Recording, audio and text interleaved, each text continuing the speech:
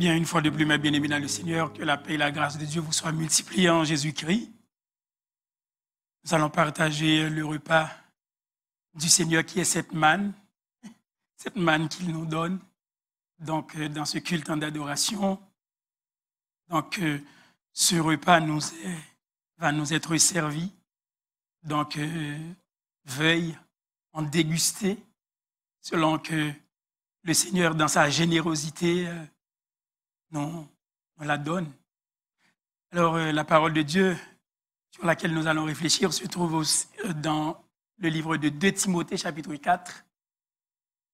2 Timothée, chapitre 4.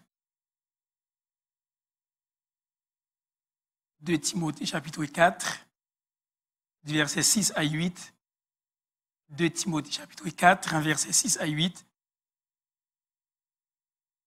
C'est ce passage, cette péricope qui nous servira de tremplin pour cette prédication aujourd'hui.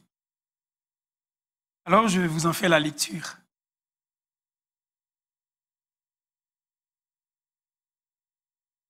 Car pour moi, je sers déjà de libation et le moment de mon départ approche. J'ai combattu le bon combat, j'ai achevé la course. J'ai gardé la foi. Désormais, la couronne de justice m'est réservée. Le Seigneur, le juste juge, me la donnera dans ce jour-là, et non seulement à moi, mais encore à tous ceux qui auront aimé son avènement. Parole du Seigneur. Parole du Seigneur. Et le titre de la réflexion aujourd'hui, c'est témoignage d'un chrétien au bout de sa course. Témoignage d'un chrétien au bout de sa course. Bien-aimé, ce témoignage triomphant a été écrit par l'apôtre Paul lui-même, qui est l'un des narrateurs des plus sublimes vérités évangéliques, tandis qu'il était prisonnier. Confiné dans une geôle romaine, il était dans une prison romaine, dans un cachot à Rome, et qu'il voyait approcher sa fin.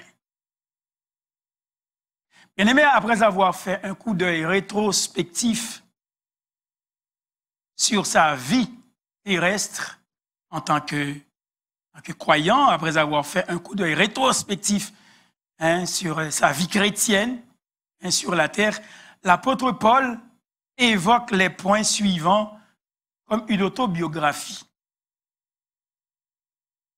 Et c'est là, nous commençons tout de suite pour à vous en parler de cette autobiographie écrite par l'apôtre Paul directement. Il parle premièrement d'un passé glorieux. Et c'est ce que nous trouvons au verset 7. L'apôtre Paul parle d'un passé glorieux. Un passé glorieux d'abord comme soldat. Et je voudrais vous faire ce rappel de la tenue vestimentaire d'un soldat suivant le précédent message de la semaine passée dans Éphésiens chapitre 6. L'apôtre Paul qui avait écrit ce passage dans Éphésiens chapitre 6, dit « Tenez donc ferme, ayez à vos reins la vérité aux ceintures. Tenez donc ferme, revêtez la cuirasse de la justice. Prenez par-dessus tout cela le casque du salut. Mettez pour chaussure à vos pieds le zèle que donne l'évangile de paix. Il faut porter le casque du salut et le bouclier de la foi. Il a dit aussi, prenez l'épée de l'esprit qui est la parole de Dieu. Et tout cela est fait dans le but que le soldat se protège. L'apôtre Paul a dit tout cela de s'équiper de la vérité pour ceinture, hein, de se revêtir de la cuirasse de la justice. Mettez pour chaussure le zèle que donne l'évangile de paix. Prenez par-dessus tout cela le bouclier de la foi. Prenez aussi le casque du salut, l'épée de l'esprit qui est la parole de Dieu. Tout cela se fait justement que nous soyons protégés en tant que soldats. Hein? En tant que soldats parce que nous sommes engagés dans un contingent. Hein? Dans un contingent, nous sommes engagés dans une armée. Évidemment, nous sommes dans le combat. C'est un combat réel, c'est un vrai combat. L'apôtre Paul avait combattu le bon combat, c'est ce qu'il dit aujourd'hui dans cette même veine de pensée. Il dit, j'ai combattu, le verset 7, j'ai combattu le bon combat. Et comme soldat, il était bien équipé. J'ai combattu le bon combat. Donc, il veut présenter ce témoignage, cette autobiographie, ce témoignage de sa vie, alors qu'il arrive justement au terme de ce combat. Il présente justement, il présente son témoignage comme étant d'abord un soldat. Il était un soldat parce que il devait combattre le bon combat de la foi. Il avait lutté vaillamment. Il avait lutté énergiquement. Il avait combattu le bon combat de la foi contre toutes les principautés. Il avait combattu le bon combat de la foi contre toutes les puissances mauvaises, visibles et invisibles. Il avait combattu ce bon combat. C'était un bon combat parce que l'apôtre Paul l'avait mené pour le bien du royaume de Jésus-Christ, depuis qu'il avait rencontré son Seigneur et Sauveur, le bien-aimé Jésus-Christ. Il avait mené ce combat à bien. Donc, mes bien-aimés, la semaine dernière, nous avions vu qu'il fallait s'équiper de ce combat, de ces vêtements, de ces armes. Étant armés, eh bien, nous luttons comme un soldat. Et il a dit, j'ai combattu le bon combat. J'ai combattu le bon combat. Et évidemment, le temps qu'il utilise justement pour ces verbes-là trouvés au verset 7 se trouve au parfait. Le temps parfait dans le grec, évidemment, est une action passée, mais que l'on considère par rapport à ses effets dans le présent. Même s'il avait encore les deux pieds sur la terre, mais il a dit « j'ai combattu ». Il a utilisé le temps parfait. Donc, littéralement, le texte commence « le bon combat, j'ai combattu ». Ton kalon agona egonistai. Le bon combat, j'ai combattu. Il y a le temps parfait qui entre en ligne de compte. Bien aimé, il mettait tout espoir sous mon Dieu, il laguait toute colle sous Seigneur pour être capable de faire ce combat.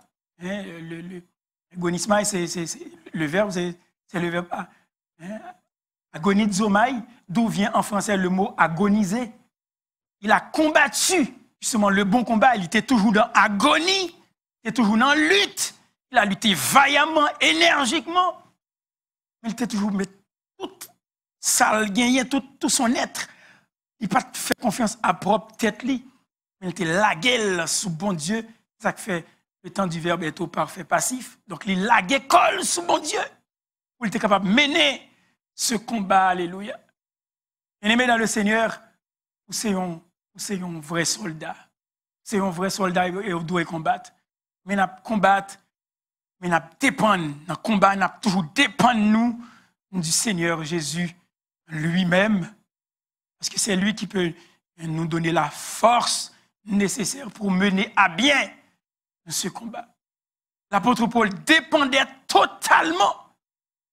Toute son énergie, il l'a su soutirer Christ lui-même. J'ai combattu le bon combat. Donc un passé glorieux. Un passé glorieux, hein, comme soldat, mais aussi, le deuxième sous-point, un passé glorieux comme coureur. Comme coureur, il dit, hein, j'ai achevé la course. J'ai achevé la course. Oui, bien-aimé,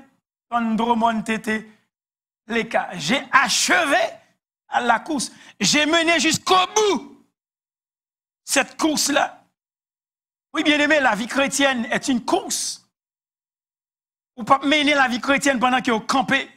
La vie chrétienne est une course. Mais l'apôtre Paul dit, j'ai achevé la course. Oh, bien-aimé, comme coureur, il avait achevé la course. Et cette course, pour lui, avait été exceptionnelle. Cette course, hein, pour l'apôtre Paul, avait été particulièrement exceptionnelle.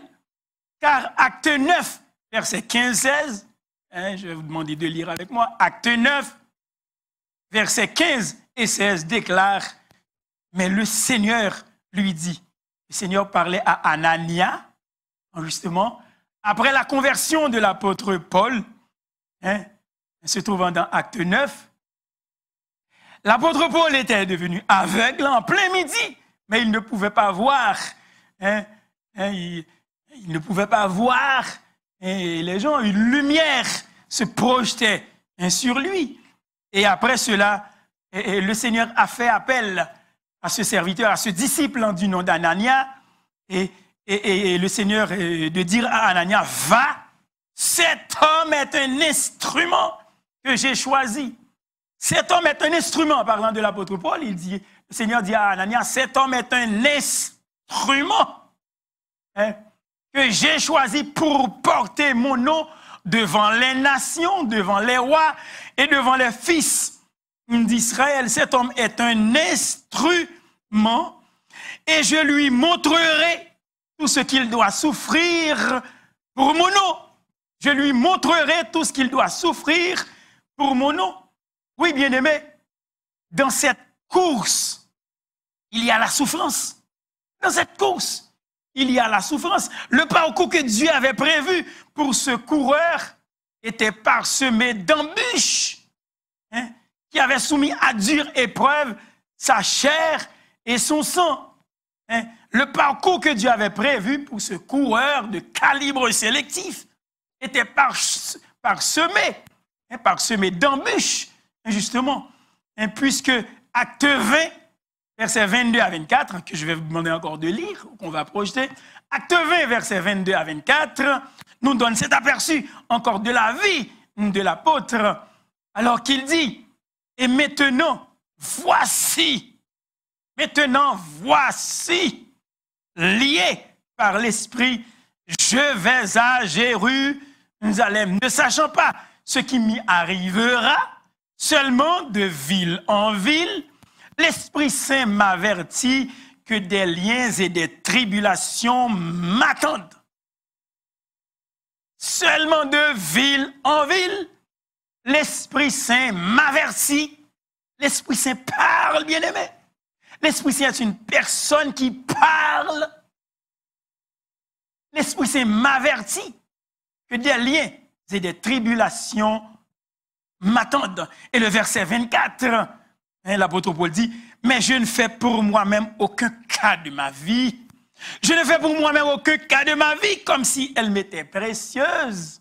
Je ne fais pour moi-même aucun cas de ma vie comme si elle m'était précieuse, pourvu que j'accomplisse ma course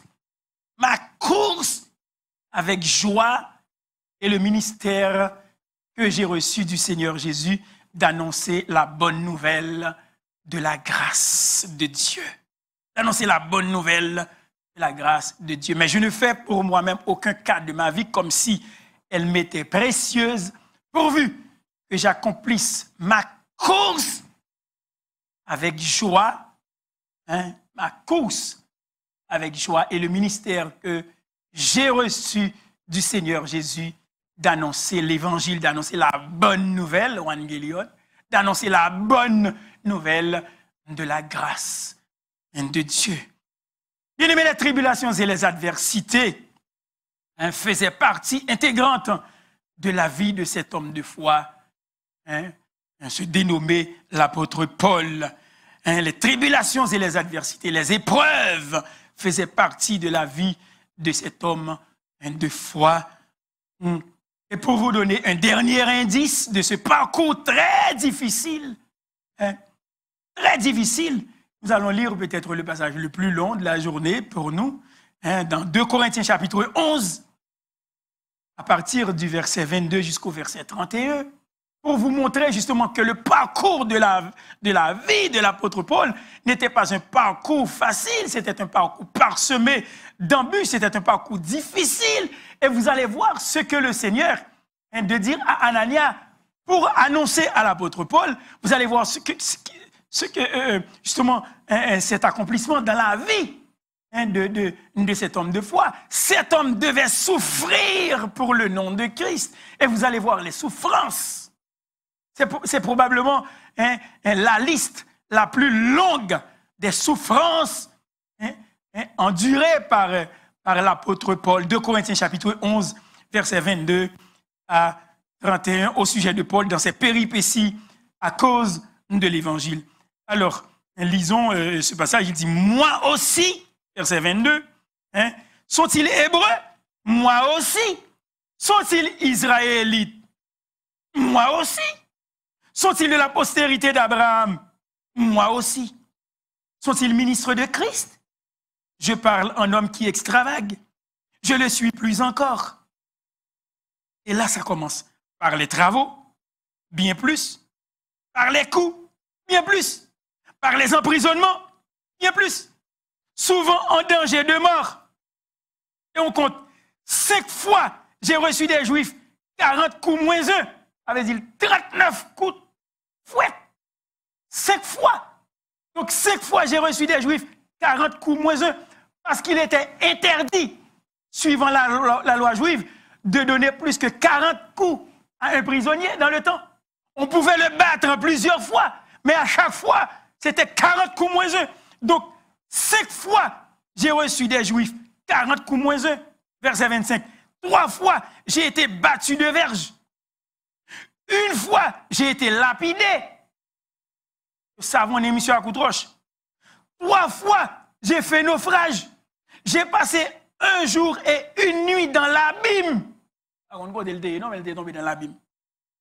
Verset 26. Fréquemment en voyage, j'ai été en compte péril. J'ai été en péril sur les fleuves, en péril de la part des brigands, en péril de la part de ceux de ma nation, en péril de la part des païens, en péril dans les villes, en péril dans les déserts, en péril sur la mer, en péril parmi les faux frères.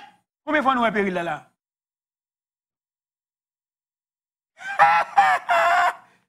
Elle a des rêves. Elle a des rêves. À quitter nous le son pour nous compter. Mais il est là au moins 8 fois. 8 fois. On compter. Verset 26. J'ai été en péril sur les fleuves, 1. En péril de la part des brigands, 2. En péril de la part de ceux de ma nation, 3. En péril de la part des païens, 4. En péril dans les villes, 5. En péril dans les déserts, 6. En péril sur la mer, 7. En péril parmi les faux frères, 8.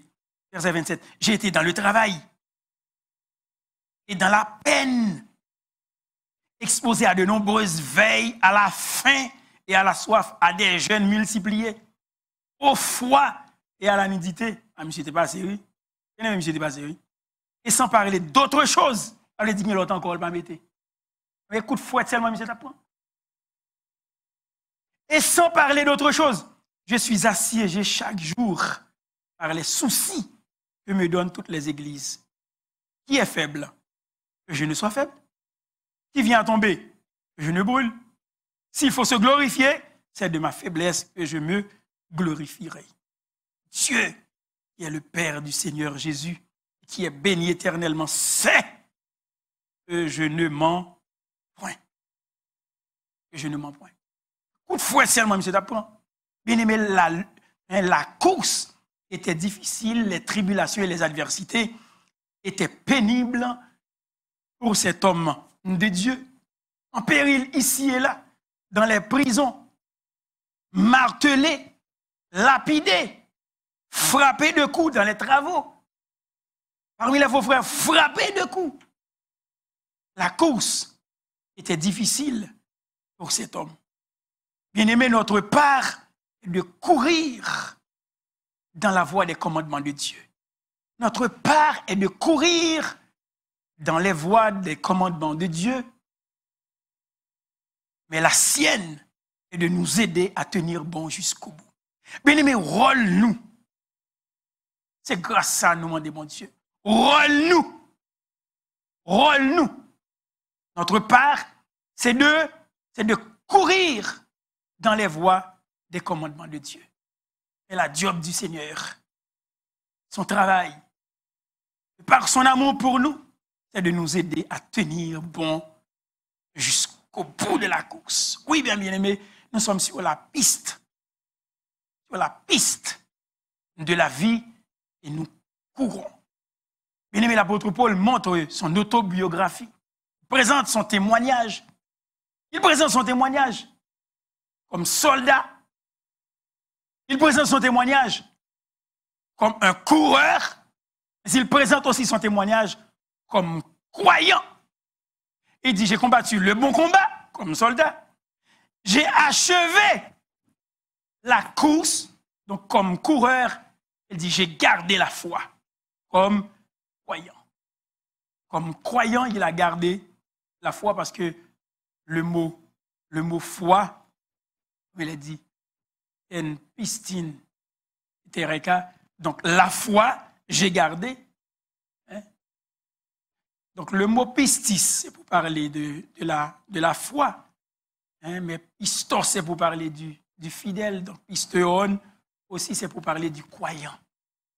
J'ai gardé la foi. Donc, il a une autobiographie, il a un témoignage comme ayant gardé la foi dans le Seigneur Jésus. Donc, comme croyant, il a gardé la foi. Il avait gardé la foi, il avait précieusement conservé la vérité qui lui avait été révélée. Il avait fidèlement prêché l'évangile de la grâce, tel que cette grâce lui avait été révélée en Jésus-Christ. Il avait lui-même dit dans Galates chapitre 1er, verset 8, si quelqu'un prêche un autre évangile, eh bien qu'il soit anathème. Si quelqu'un prêche un autre évangile, qu'il soit anathème. Bien-aimés, nous devons garder la foi dans la vérité de la parole de Dieu.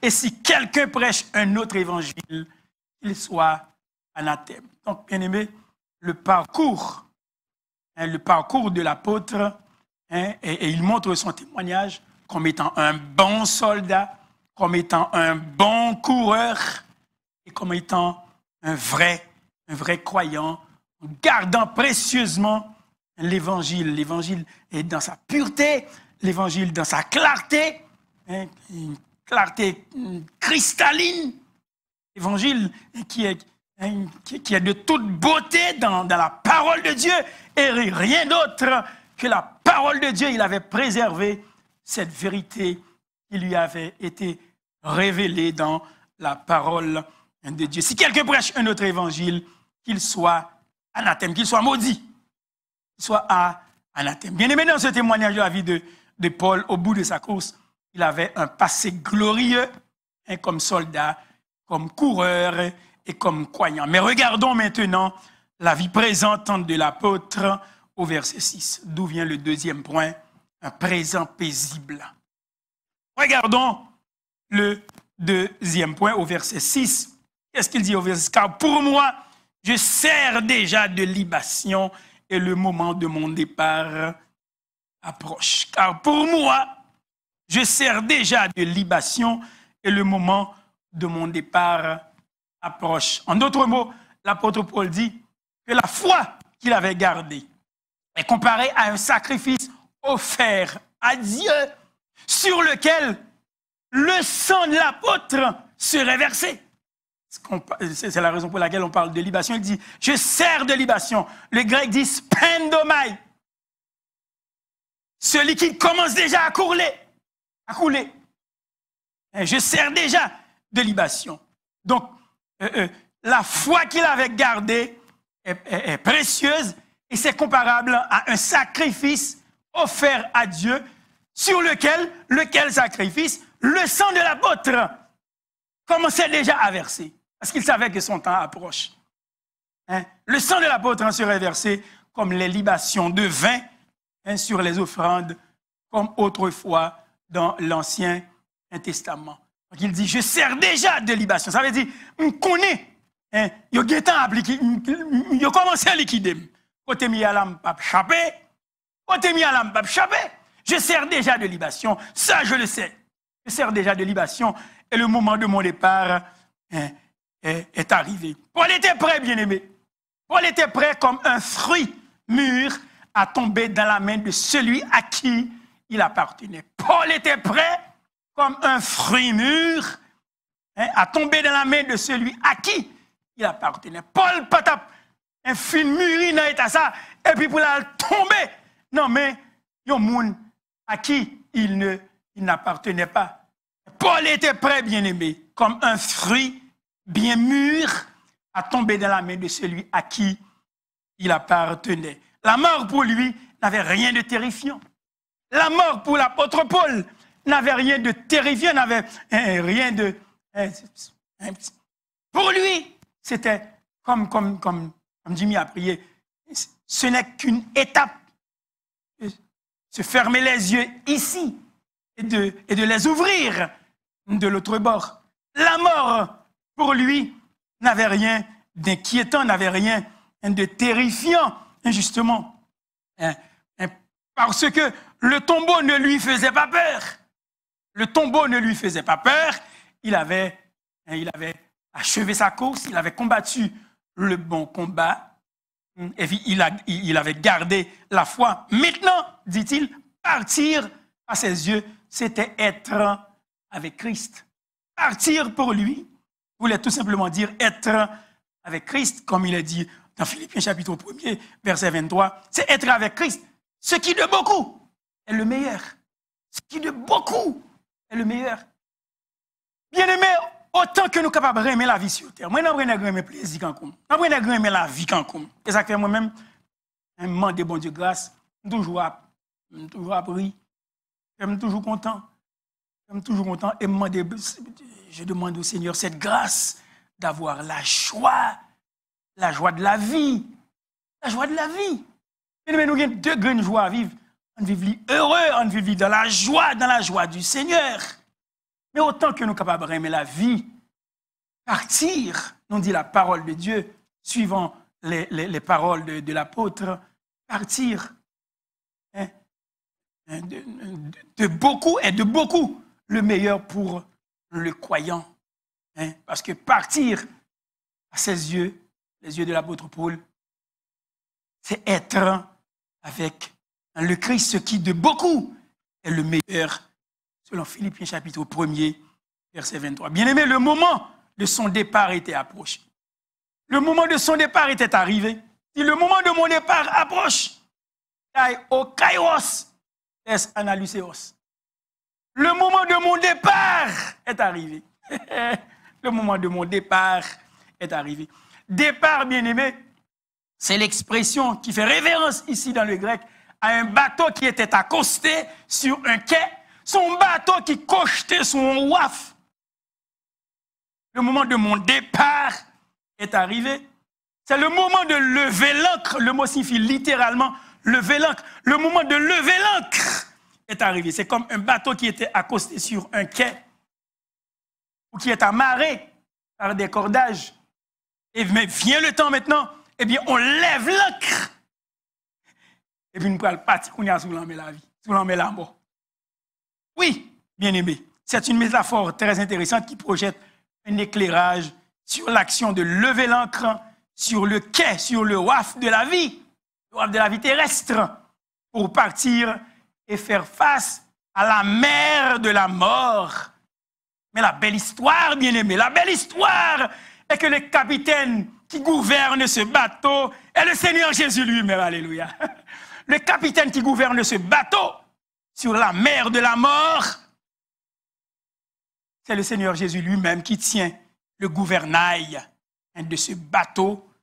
Et l'apôtre Paul devait traverser la mer de la mort. Le moment de mon départ, le moment de lever l'ancre, Analuséos, le moment de lever l'ancre est arrivé.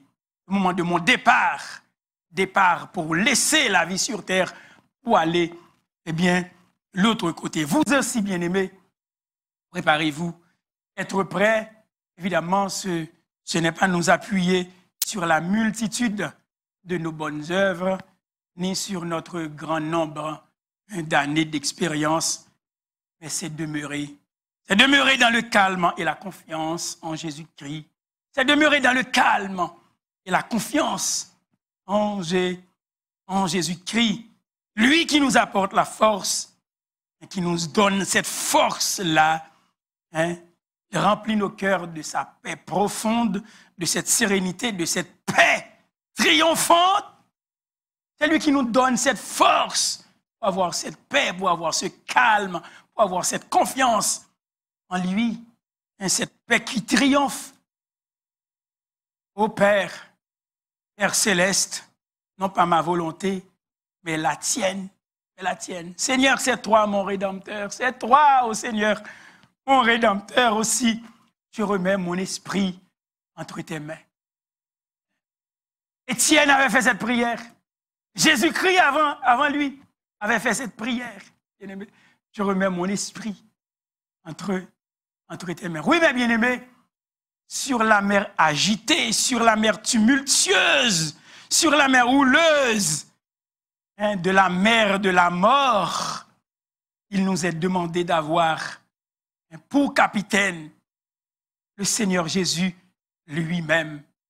Qu'il puisse avoir semé sur le gouvernail de ce bateau qui doit traverser la mer de la mort, parce qu'il viendra un temps où chacun pour soi, mais Dieu, chacun pour soi, mais Dieu pour tous. Évidemment, si tu as ce Seigneur extraordinaire, il va diriger ton bateau sur la mer de la mort.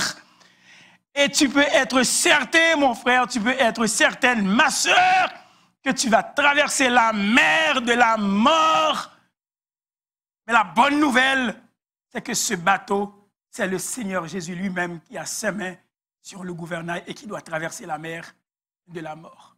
Oui, bien aimé, on racontait un jour l'histoire d'un Écossais. L'histoire d'un Écossais qui vivait ces derniers instants dans sa maison. Et il vivait dans une campagne. Et qu'est-ce qui arrive? Une violente tempête de neige rugissait au dehors. Une violente tempête de neige rugissait au dehors. Et sa fille lui proposa, « Père, veux-tu que je te fasse la lecture ?»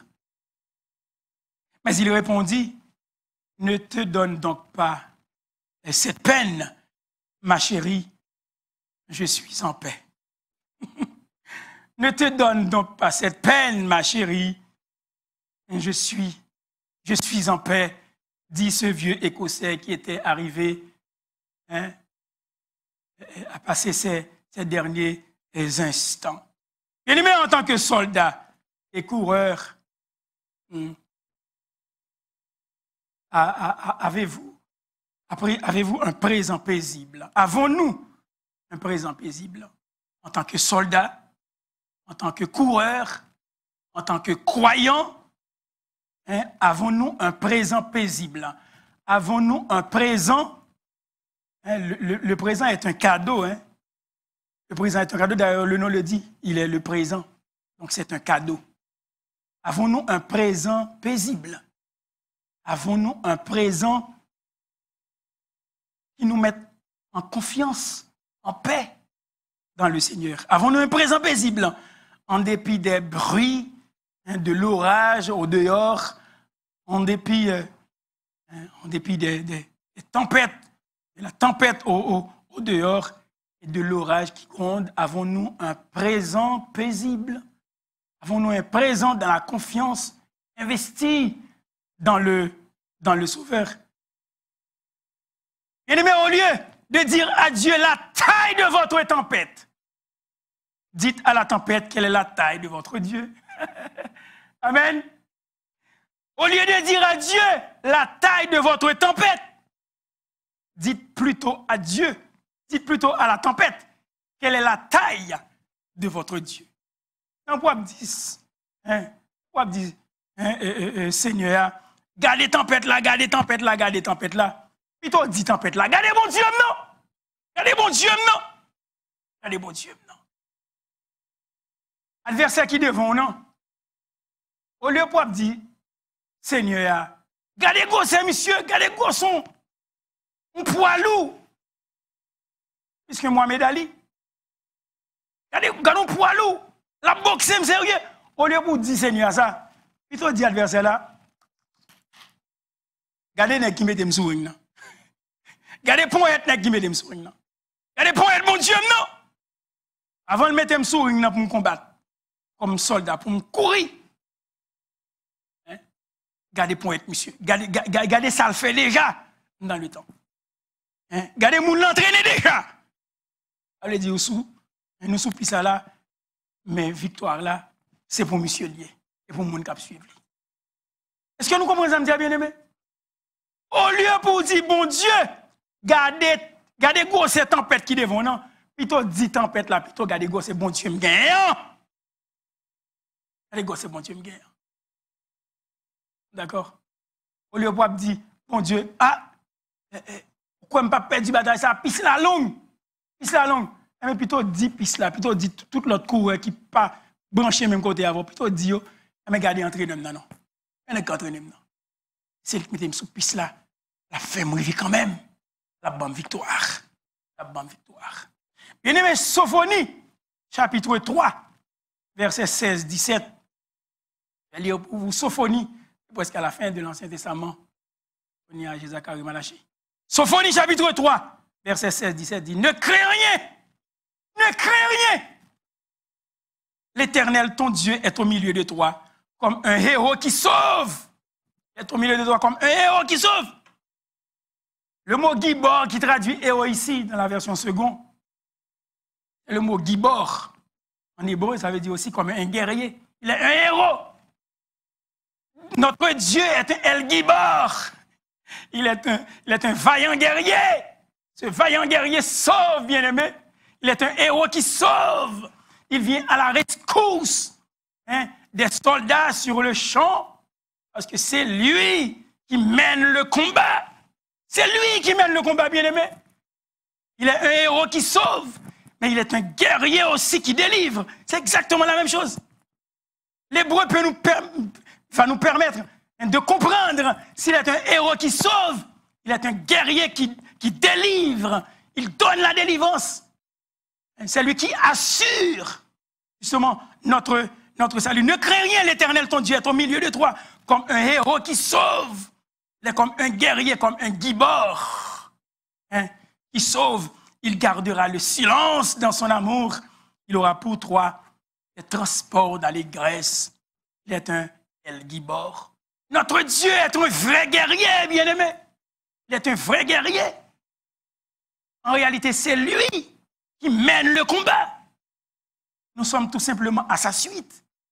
Il mène le combat. Et nous sommes enrôlés justement dans ce contingent en tant que croyants, en tant que peuple de Dieu, en tant que vrais soldats. En tant que vrais soldats.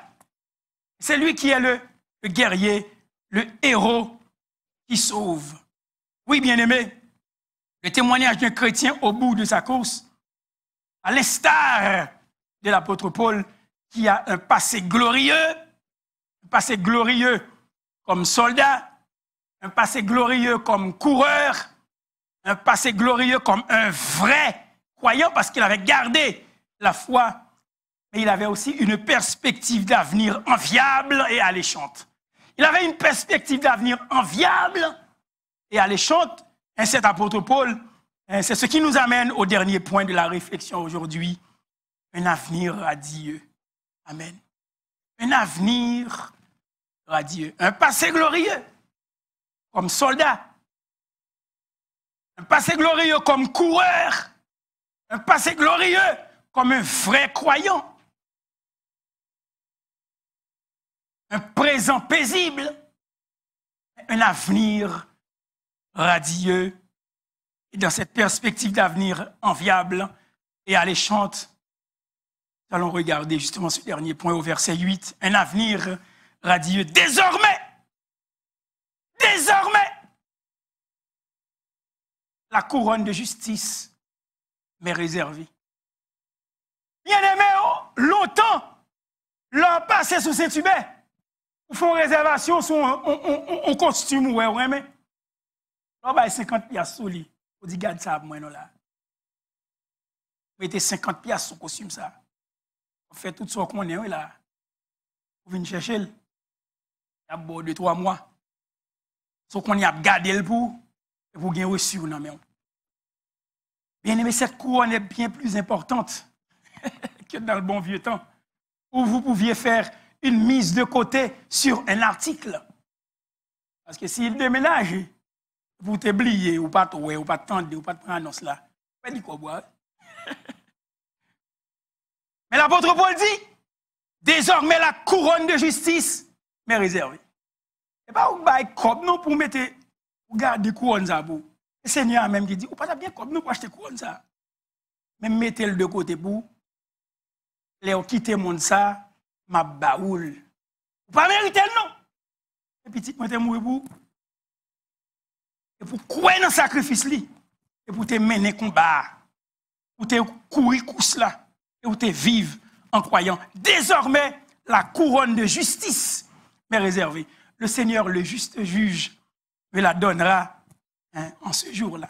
La couronne de justice, bien-aimé, est une récompense mise en réserve pour ceux qui ont vécu une vie juste et agréable avec Dieu. Elle n'est pas réservée uniquement à l'apôtre Paul, comme il l'a dit si bien, mais elle est aussi destinée à tous ceux qui auront aimé son avènement. Tous ceux qui auront aimé, tous ceux qui par amour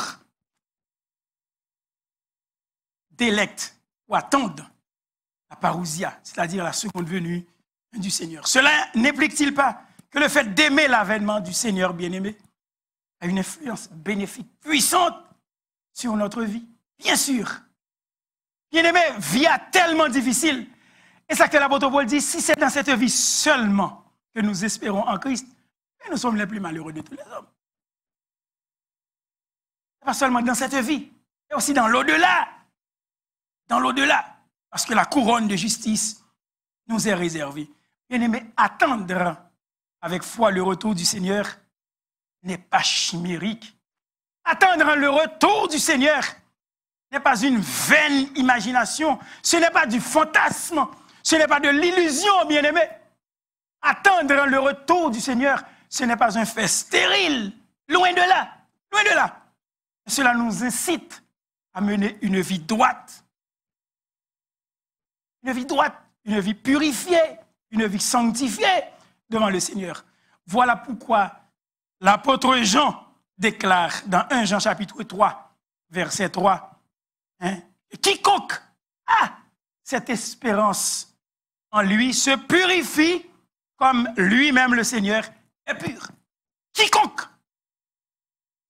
Retirez quiconque. Mettez non. Retirez quiconque. Retirez quiconque. Mettez non. Si moi, j'ai espérance ça, que le Seigneur vient chercher, je me purifie comme lui-même, le Seigneur, il est pur. Parce que soit tant de Seigneur, soit tant de cette parousie-là, soit tant de cette venue-là, cet avènement-là, on se doit d'être vigilant, on se doit d'être en alerte, bien-aimé, on se doit aussi d'avoir la joie du Seigneur. Quiconque a cette espérance en lui se purifie comme lui-même, il est pur.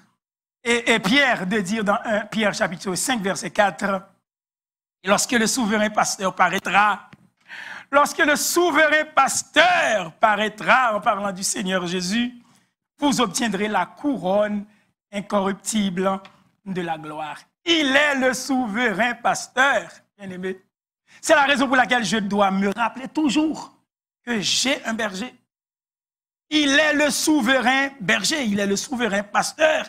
Et quand il paraîtra, nous obtiendrons la couronne incorruptible de la gloire. Voilà l'espérance du croyant bien-aimé qui est dans ce combat comme soldat, qui est dans cette course. Voilà l'espérance du chrétien pour son témoignage qui doit vivre comme un croyant. La seconde venue de Christ est l'espérance bénie qui illumine en permanence la vie des chrétiens et c'est aussi l'unique espoir de délivrance du monde selon ce que l'apôtre Paul nous dit dans Romains chapitre 11, verset 26. Oui, je répète, la seconde venue de Christ. La seconde venue de Christ, il était venu une première fois. Mais cette seconde venue est l'espérance bénie qui illumine en permanence le cœur, l'être, la vie des chrétiens. Et c'est aussi l'unique espérance, l'unique espoir de délivrance du monde.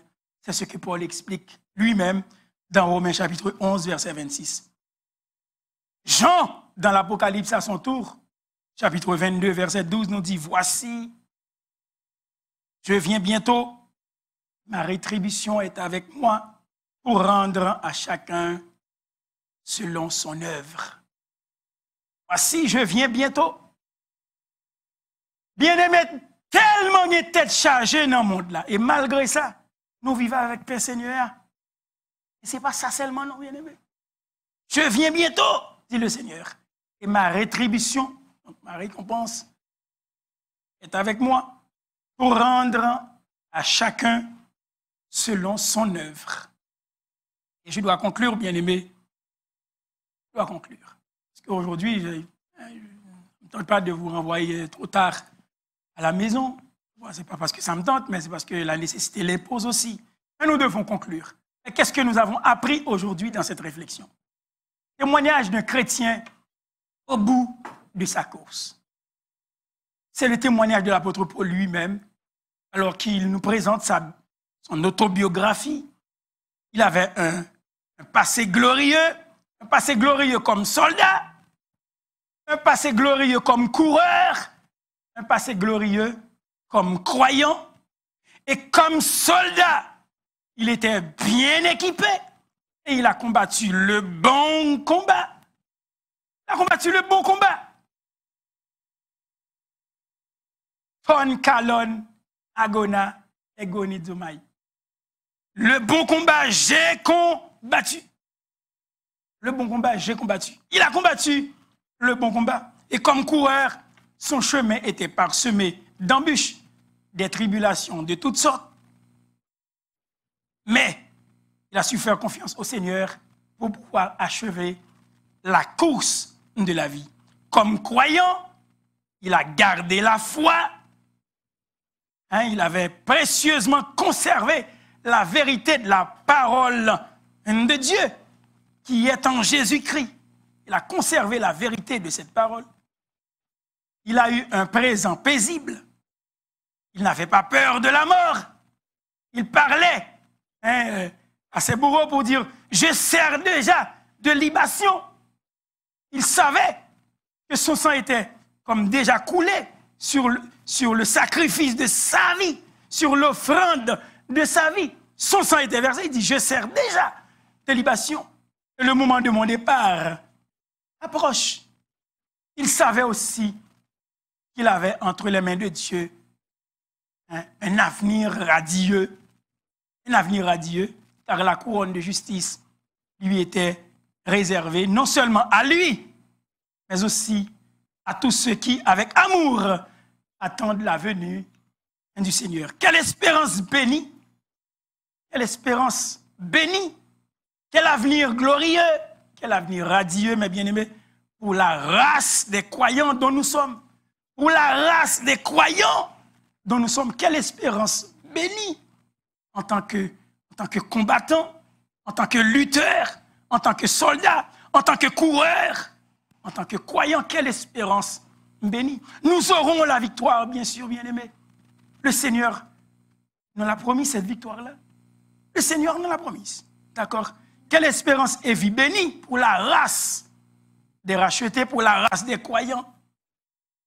Bien-aimés, que le Dieu de toute grâce, le héros qui sauve, le guerrier qui nous délivre, qui nous libère, qu'il nous protège, qu'il nous garde, qu'il nous bénisse, alors que nous sommes sur la piste de la vie.